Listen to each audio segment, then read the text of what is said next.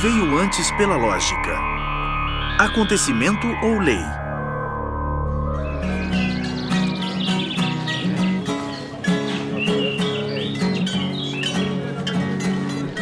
Era uma bela manhã de domingo. Minha esposa, Carolina, e eu estávamos passeando em Monastirak, uma bela região no centro de Atenas, ao norte de Acrópolis.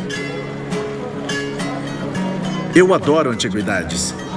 Móveis antigos, gramofones velhos, livros velhos, todo tipo de coisa antiga exerce uma estranha atração em mim e tem um valor único de colecionador. Alguns cantores populares deram um charme especial ao ambiente autêntico da praça, onde acontece esse pitoresco mercado das pulgas.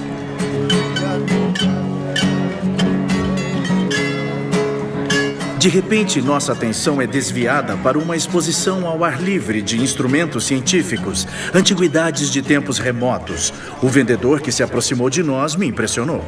Meu nome é Dimitris e meu trabalho é distinguir antiguidades autênticas de imitações. Essas foram as primeiras palavras do vendedor. Tudo que você vir neste pequeno espaço é estritamente científico, genuíno e funciona de acordo com a lei. Que lei? Eu perguntei para Dimitris. A lei que faz uma harmonia musical sair deste gramofone. A lei que governa o céu, que coloca as estrelas em suas órbitas. E nós, com esse telescópio, somos capazes de observá-las. Você observa as estrelas também com esse telescópio? Eu perguntei para Dimitris. Muitas vezes à noite, quando o céu está limpo, eu observo as estrelas. Fico encantado pelo seu brilho.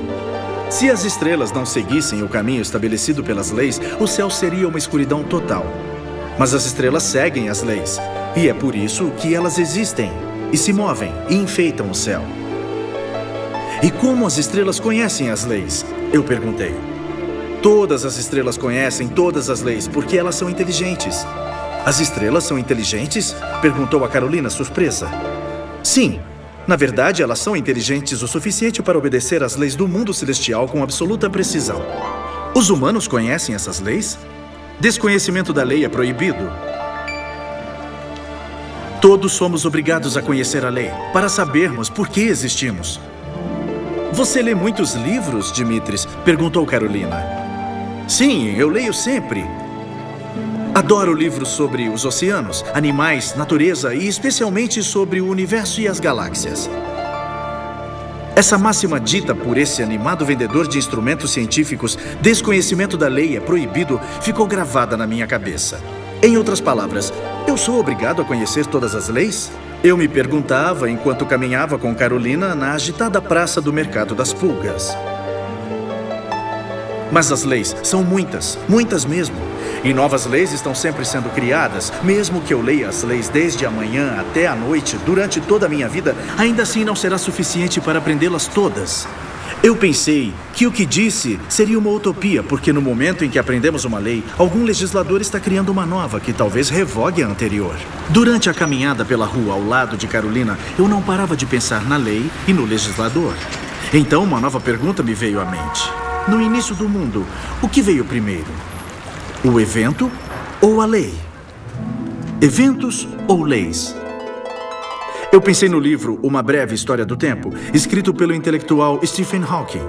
Eu certamente não sou cientista nem intelectual. No entanto, sempre estudei a fundo os assuntos da antiga filosofia grega e, além do mais, eu me sinto apto a me questionar, a tentar usar minha própria lógica para me fornecer respostas. E então discutir essas respostas com especialistas. O que são as leis? Você e eu sabemos que as leis são imutáveis, são únicas e existiam antes dos fatos. Os fatos são resultado das leis. Mas é claro que depois também admiramos os filósofos pré-socráticos. Tivemos Heráclito que disse que a realidade existe na mudança. Então veio Parmênides, que disse que as mudanças são uma ilusão. A realidade é imutável. E isso incomodou muito Platão, porque esses dois grandes filósofos expressaram apenas parte da verdade, mas não toda a verdade. Se é que houve um início para o mundo, o lendário Big Bang, naquele exato instante quando as ações dos eventos começaram a acontecer, aquele momento quando a rede da criação natural estava sendo desenhada, o que veio primeiro e o que veio em seguida? Os eventos precedem as leis ou as leis precedem os eventos? Seria inimaginável termos um evento sem as leis que o definem. Portanto, as leis vieram primeiro. Elas são perfeitas e autônomas. Certamente, é a lei que precede. Do contrário, não haveria mundo, muito menos o vendedor Dimitris, que fez com que Carolina e eu entendêssemos que somos todos obrigados a conhecer as leis para sabermos por que existimos. Hawking, Filósofos e Leis.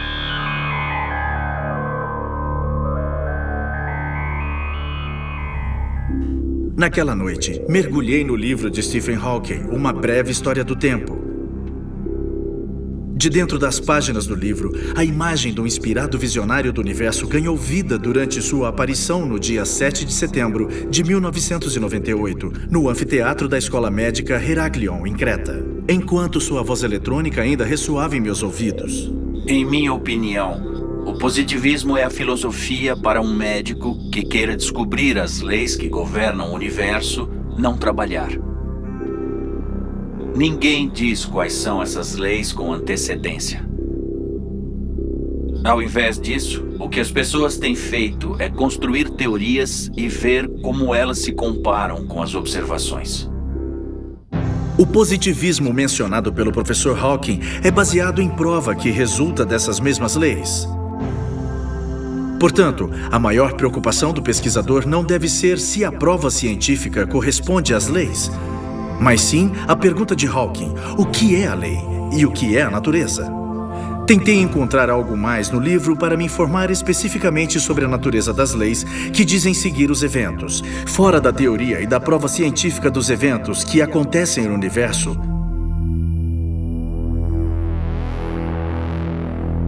eu fui incapaz de encontrar uma outra visão relevante.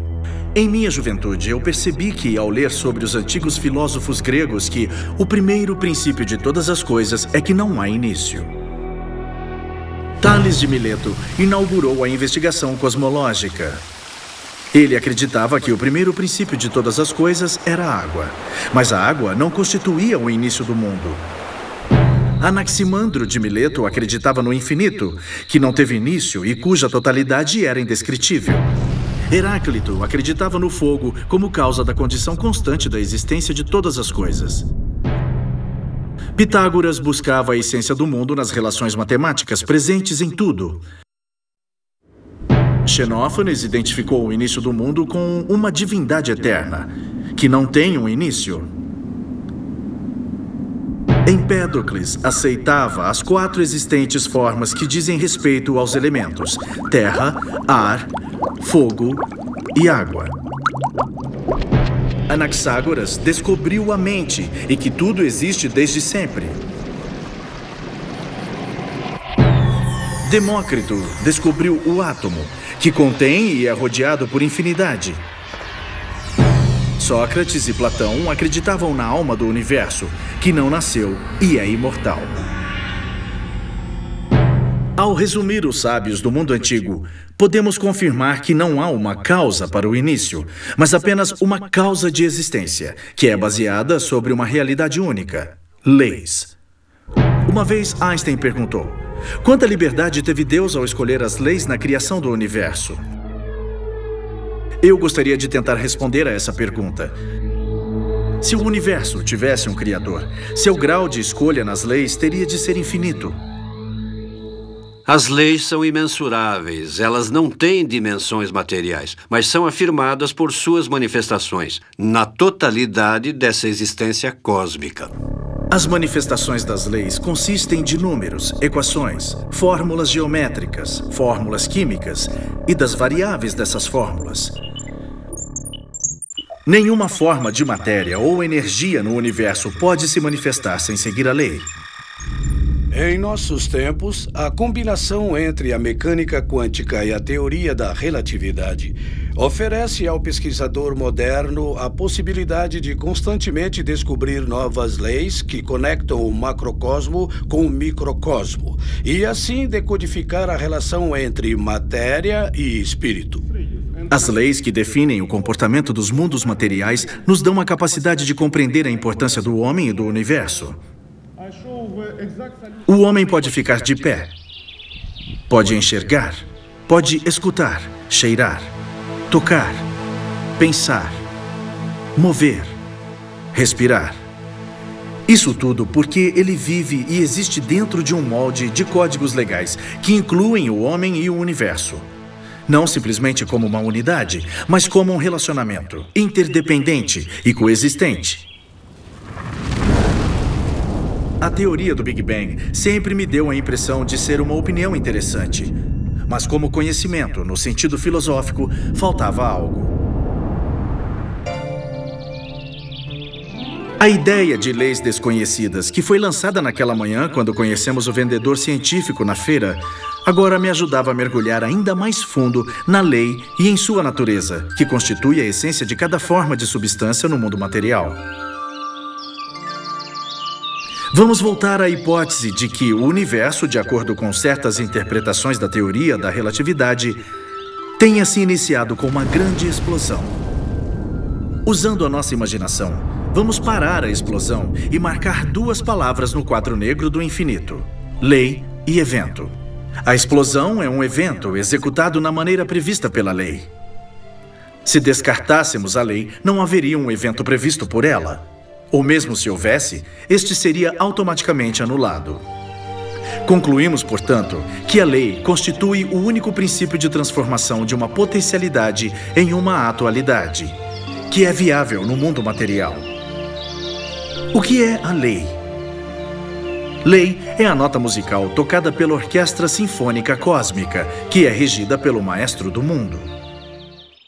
Toda lei física é autoexistente, autossuficiente. Não é interpretável em sua origem, não é uma entidade, mas é predominante sobre as entidades, compõe o gênesis e o curso de cada ato da existência cósmica.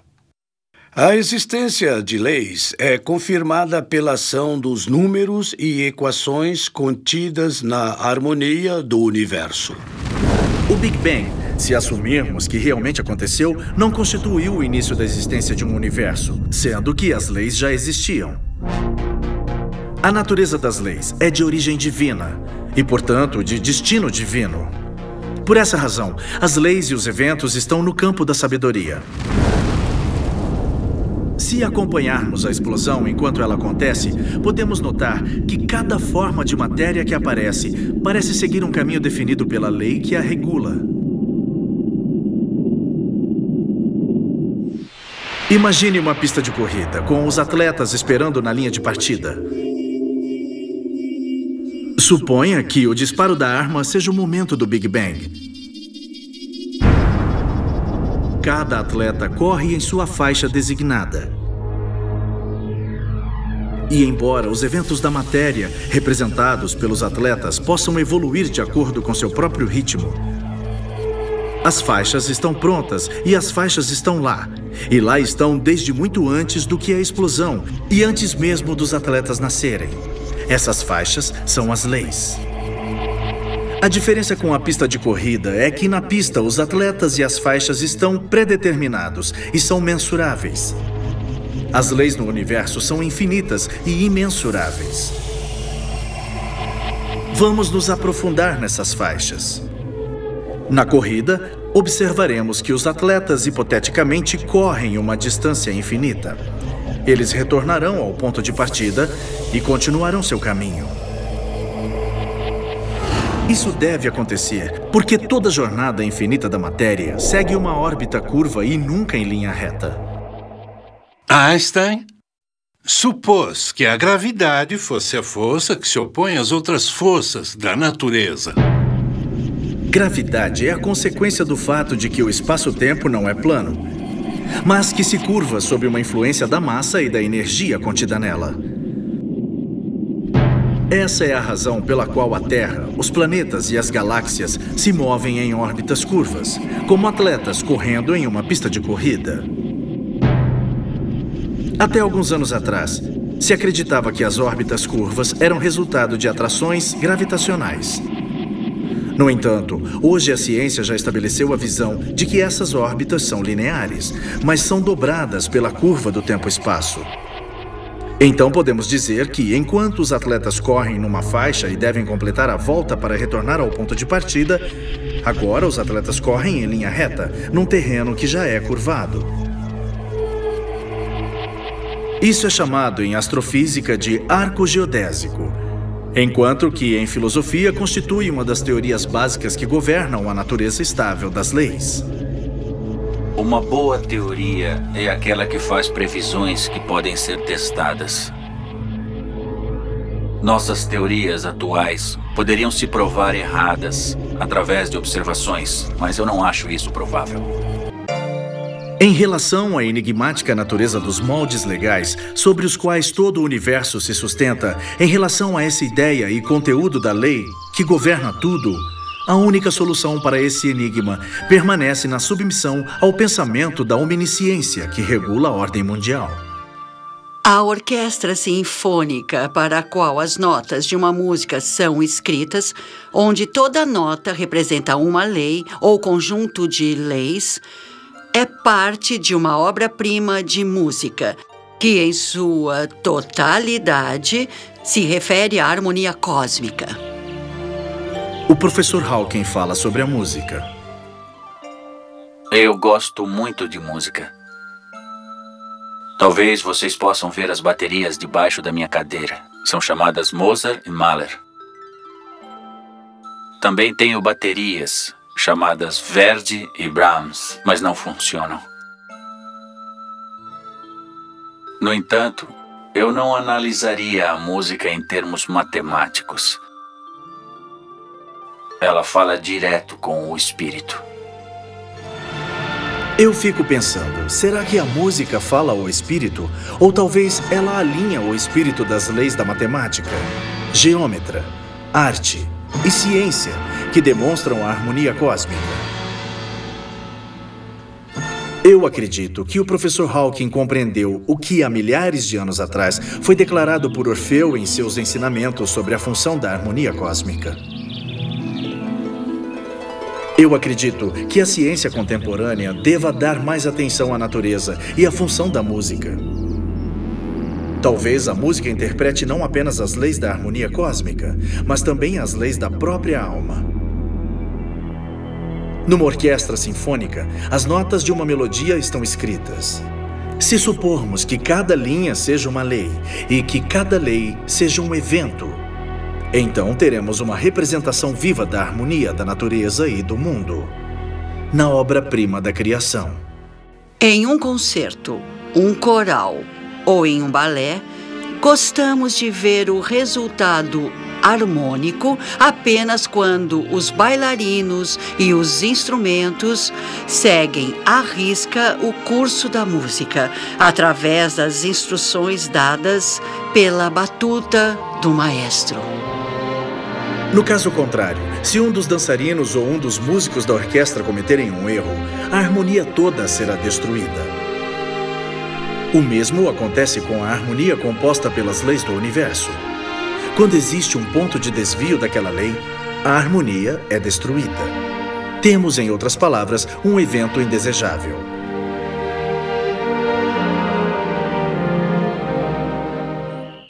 À noite, sob a luz da lua e das estrelas, no tabernáculo das musas, Pitágoras ensinou seus alunos que matemática e música são a mesma ciência e que a harmonia depende de relações matemáticas específicas.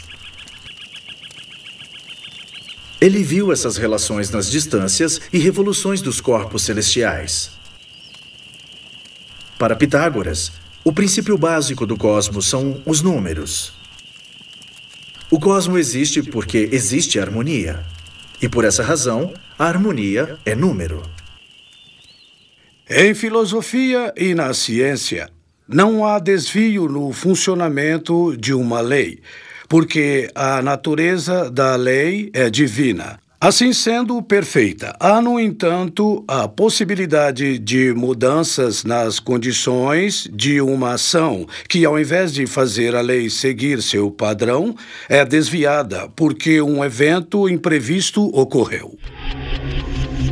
Se observarmos novamente os atletas correndo na pista e um deles desvia-se do caminho designado pelas faixas na pista de corrida e invade a faixa do outro atleta, teremos então uma colisão de eventos, que traz uma confusão momentânea, sem, no entanto, influenciar nas linhas da pista de corrida.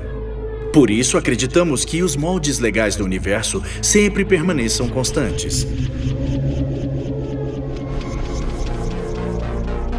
Se, num sistema galáctico, estrelas colidirem devido a uma causa imprevista, elas podem se desintegrar. Elas podem se dissolver em moléculas e se recombinar, sem, no entanto, transformar ou influenciar leis ou os resultados da harmonia do espaço cósmico ao seu redor.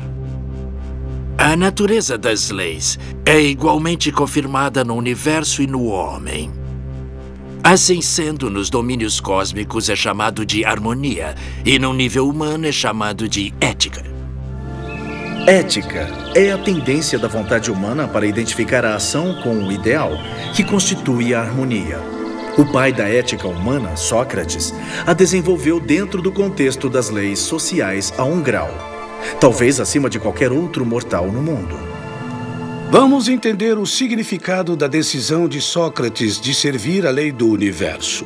Chegamos então à conclusão que o grande professor reconheceu o destino final dos humanos, que promete a vitória da alma através de sua ascensão às esferas celestiais.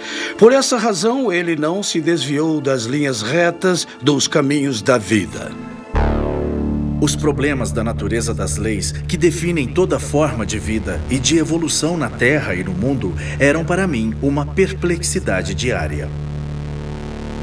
Stephen Hawking descreve em seus livros e em suas palestras que o tempo e o universo começaram com uma grande explosão que continua até hoje e que talvez continue para todo sempre.